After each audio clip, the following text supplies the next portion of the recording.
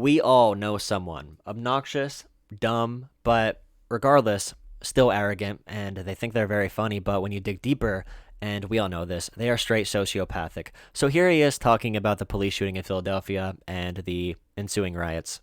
So this story, the way it was presented on CNN this morning, verbatim, was protests erupt in Philadelphia today after police killed and shot a black man. Now, let me provide some actual context here.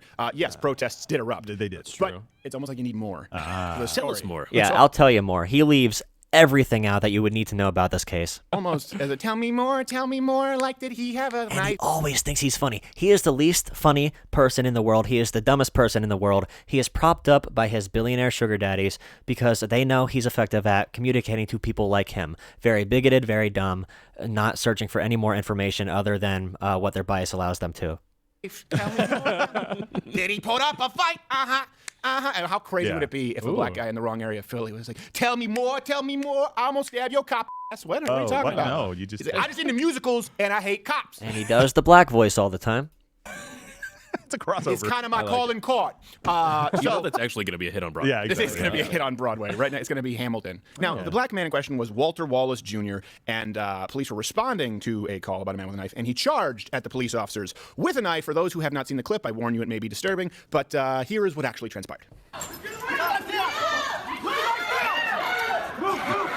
Here he is with the knife, running up.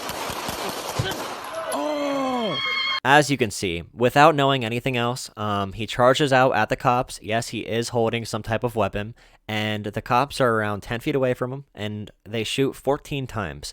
Now, if you are trying to stop somebody, then you could shoot them once or twice. Like, in the worst scenario, let's say they want to stop him from charging at them. Two cops, both armed, they shoot him 14 times. They are shooting to kill.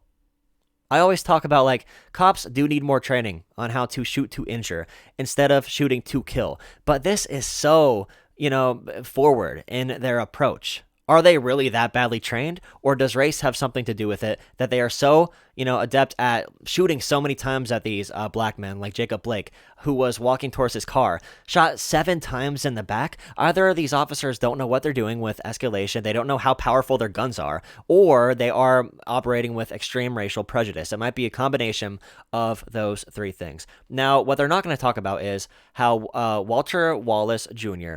has had mental health issues his entire life, in and out of therapy, in and out of the hospital. He has been on lithium for quite a while now. Lithium is used to treat major depressive disorders, and the most famous one, bipolar disorder. That's usually what lithium is correlated with, and he was having a manic bipolar episode.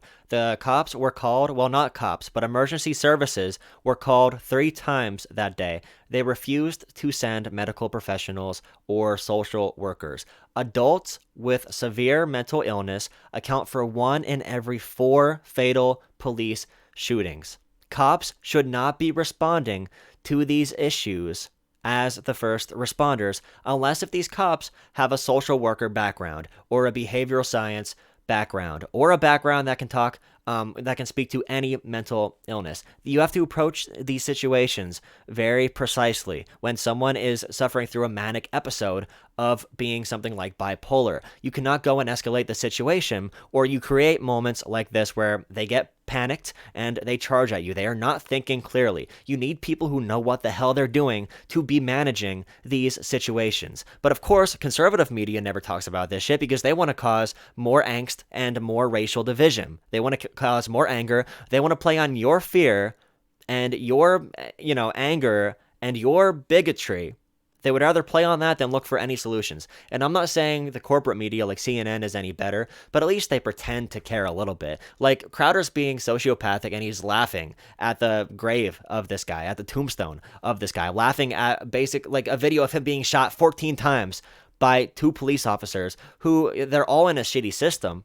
Like this entire system is broken, And increased mental health issues comes as a direct result of systemic racism and classism. When it comes to mental health, it's a mix between genetic factors, environmental factors, psychological factors, and a whole host of things. When it comes to air pollution, when it comes to anything you're breathing in or eating, when it comes to what's in the soil where you live, when it comes to lead. around you. Lead is actually a really big one. There are many studies done on lead because it's heavily correlated with violent crime. If you take two kids with the same exact socioeconomic background, same type of parents, same schooling, and one kid out of these two kids has a higher lead concentration, they're more likely to be suspended from school or to be put in timeout. When you get adults who have higher lead concentrations, they are more likely to have mental disabilities and also more likely to participate in violent crime. When it comes to our soil, it's a lead issue as well. Lead gasoline was only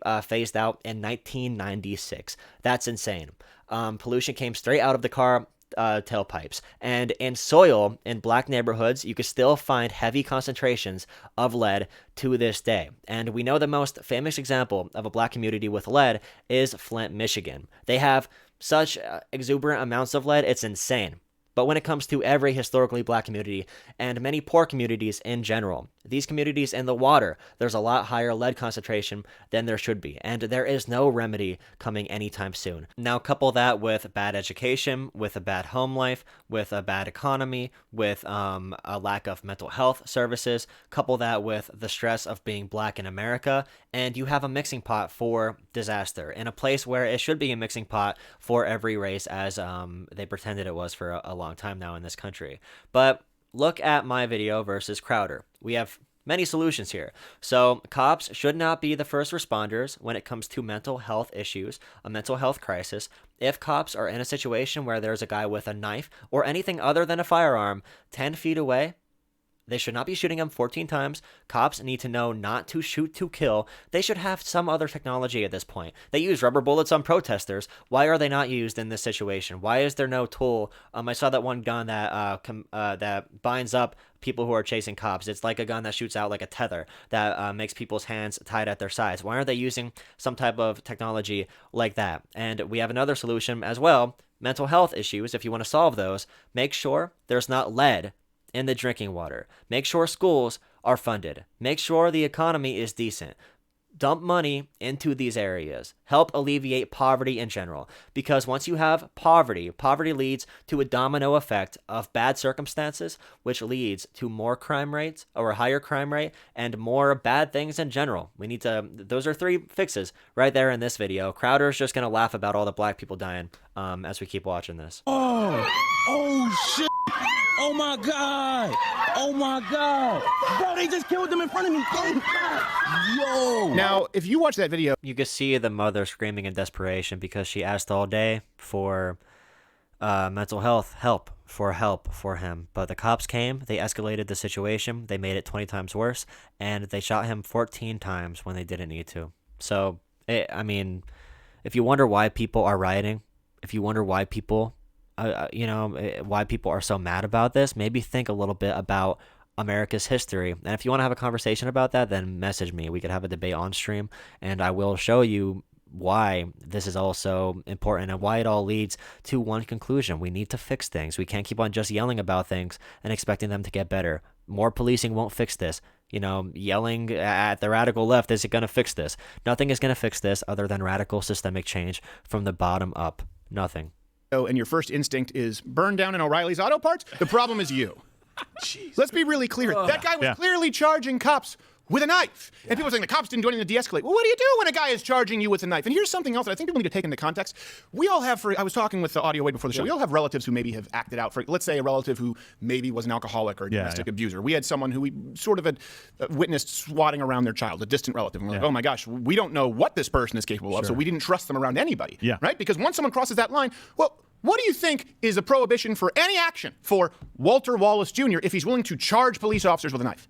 Where does he draw that line? As far as I'm concerned, someone who You have to have such a great misunderstanding of mental health issues to be saying something this dumb. charges at cops with a knife with the intent to attack them, as you clearly see there, that is someone who cannot be trusted to be anything other than violent. The cop's job, by the way, is not if they feel threatened to shoot you 14 times. If they feel a threat, they are still supposed to detain you so you can get the proper services, so you can go through the legal system. It does not warrant the death penalty. At all times.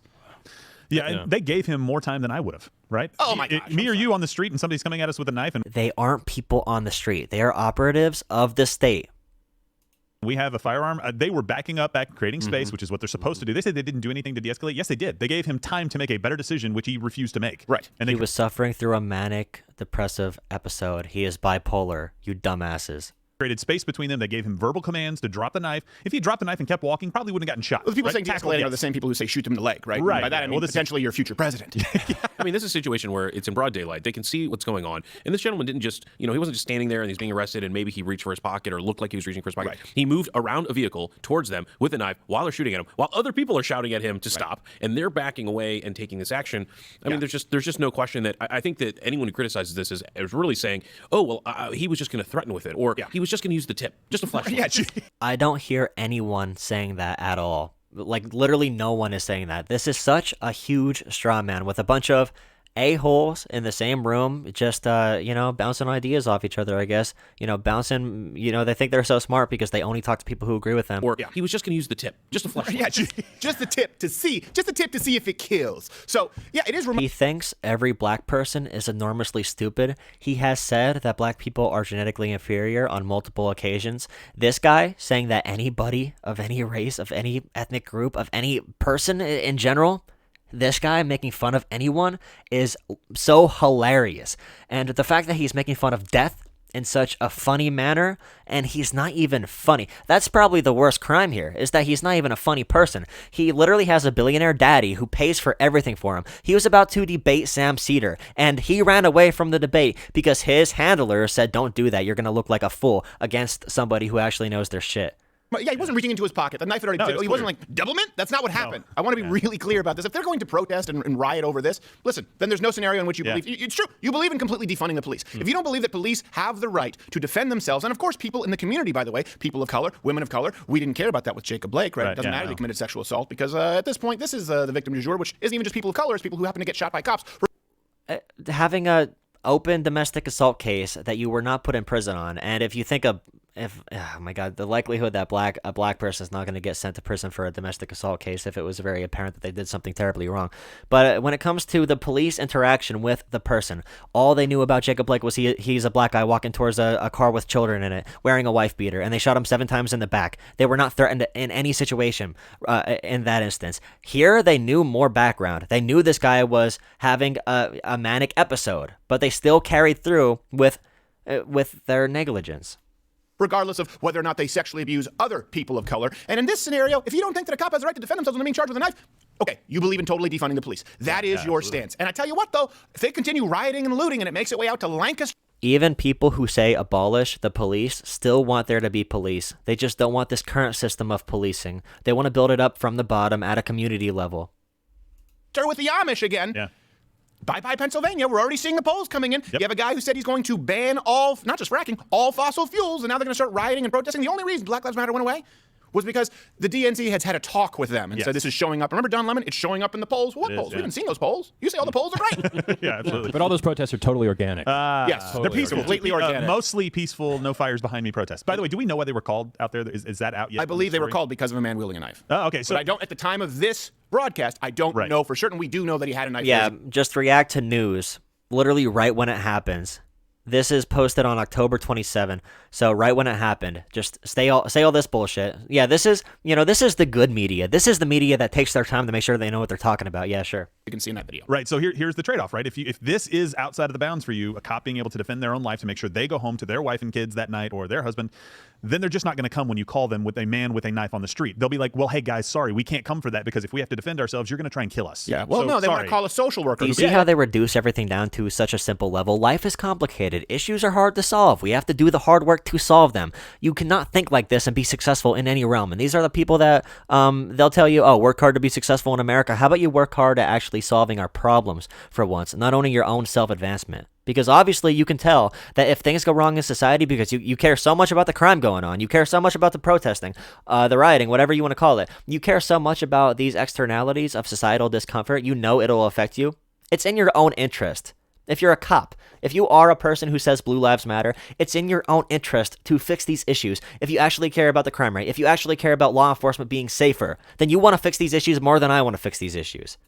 and ask him about his mom. Let's talk. You know what I really want to know is how many social workers are like, yeah, I wanted to be in that situation. Yeah. You know, like I got one of those like no cut gloves that you use in the kitchen. You know, I've got 2 of those. I'm All right, so there are, you ever play a game and you have 4 different options to respond to somebody with, like an NPC, and each option changes the way the story goes.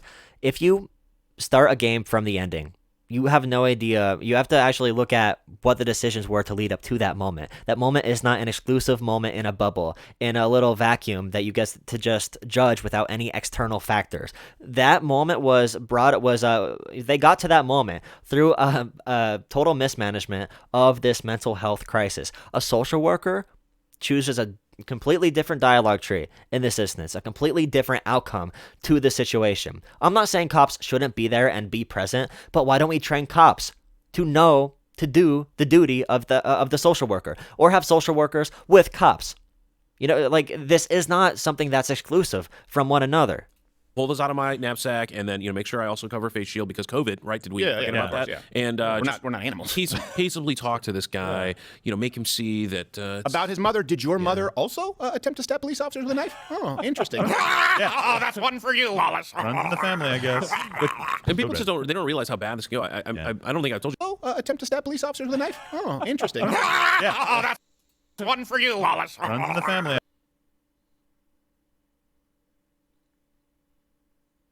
I guess.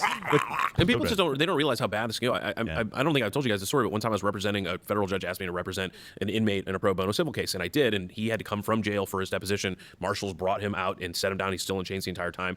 And during one of the breaks, I'm sitting next to my client defending, objecting to the deposition questions that are being asked by the prosecutor. And one of the marshals pulls me aside during the break. He goes, "Hey, do whatever you want to do, but I would just recommend that you not put your pens or pencils near your client." Not saying he's a bad guy. I'm just saying I've seen it twice. A lawyer gets stabbed by his client with his own pen. Wow. And he's like, so just no. I was just trying to perform a tracheotomy because my half-faced lawyer got more of a flat face. He was just trying to make sure I could breathe. But that's how quickly things can change, and we don't realize that. We are so fortunate that we have these officers out. The black voice every single time, and assuming all the violent criminals are obviously black, right? Yeah, okay. To take the involuntary tracheotomy. But here's the lower third on CNN. Just listen, that's already a pretty lengthy lower third. Could you just add knife wielding? Yeah, exactly. Would it kill you to add knife wielding in there? Like, that matters. This goes to show you again everything. It's going to be a long, dark winter. Oh, we're going to have a downturn economy. Unemployment's going to go up. Look, cops are still racist. They need you to be terrified to vote for them. A vote for Donald Trump is a vote saying, hey, you know what? We're not perfect, but... So now they take a news clip, and they have no background of what's actually being said in the clip. They judge it off of the freaking header. And if you think this is what you consider good media, oh, so be it, I guess. So they judge it off of the header, and they're mad that they aren't saying... they should be saying, if you really want the full story, mental health crisis disregarded by emergency services ends up in fatal shooting of black men because of negligence and systemic failure. That's what it really should say. Still think this is actually a pretty damn good country. We've done pretty well before this pandemic. A vote for Democrats is, I don't believe there's any hope in this country outside of our Lord and Savior Biden Christ. Now, of course, everyone hates Joe Biden. Nobody thinks Joe Biden is a savior. It's really just a referendum on Trump that people would rather vote for a candidate that cannot think or talk over him because he is a chaotic, evil leader who wants the degradation of everything good in the world. Sorry. Of course, protesters, because, 48 years, 49th's the charm. Protesters, of course, they reacted with, we have a montage of protesters gonna protest.